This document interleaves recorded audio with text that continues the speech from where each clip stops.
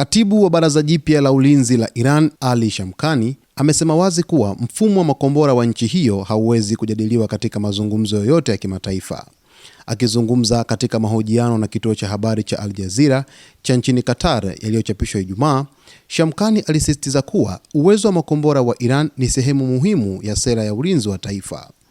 Mfumo wetu wa makombora ni moja ya mipaka yetu miekundu na haupo kwa mazungumzo, alisema.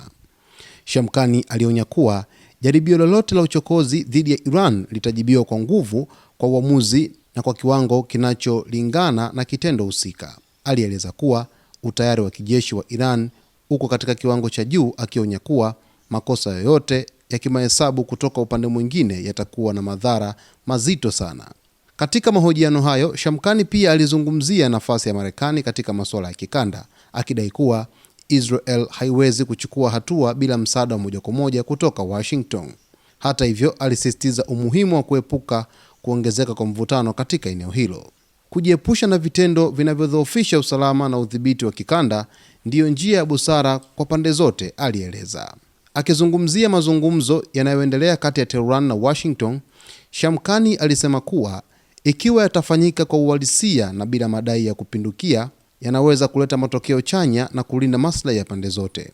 Kauli yake inakuja wakati kukiwa na juhudi za kidiplomasia zinazolenga kupunguza mvutano na kuimarisha suluhisho za kisiasa katika eneo la Mashariki ya Kati. Kauli ya katibu wa Baraza Jipya la Ulinzi la Irani, Admiral Ali Shamkhani, kuweka wazi kwamba mfumo wa makombora wa nchi hiyo hauwezi kujadiliwa katika mazungumzo yoyote ya kimataifa, inakuja kufuatia kile ambacho Waziri Mkuu wa Israel Benjamin Netanyahu kumwambia Rais wa Marekani Donald Trump kwamba mazungumzo ya wiki ijayo ya nyuklia yaunganishe basi mfumo wa makombora wa Irani pia uweze kujadiliwa, kwa sababu Irani inazidi kuweza kutengeneza makombora ya hatari ambayo ni tishio kwa usalama wa Israel, kwa mujibu wa Netanyahu mwenyewe. Na Netanyahu alisema kwamba bila uoga wala bila hofu aliweza kulifikisha hilo kwa Rais Trump, kwamba kuitaka Oman iweze kuhosti mazungumzo hayo, lakini vile vile kipengele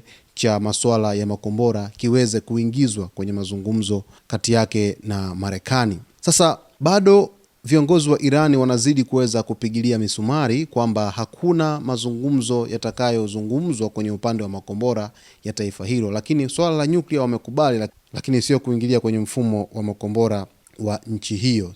Tuone wiki ijayo pale Oman nini ambacho kitajiri, kwa sababu viongozi wa Iran wamesisitiza kwamba hawatokubali kabisa kujadili mfumo wa makombora wa taifa hilo, bali watakubali kuweza kuzungumzia sakata la nyuklia la nchi hiyo. Basi endelea kusalia nasi wakati wote kwa kusubscribe, kulike, kucomment pamoja na kushare.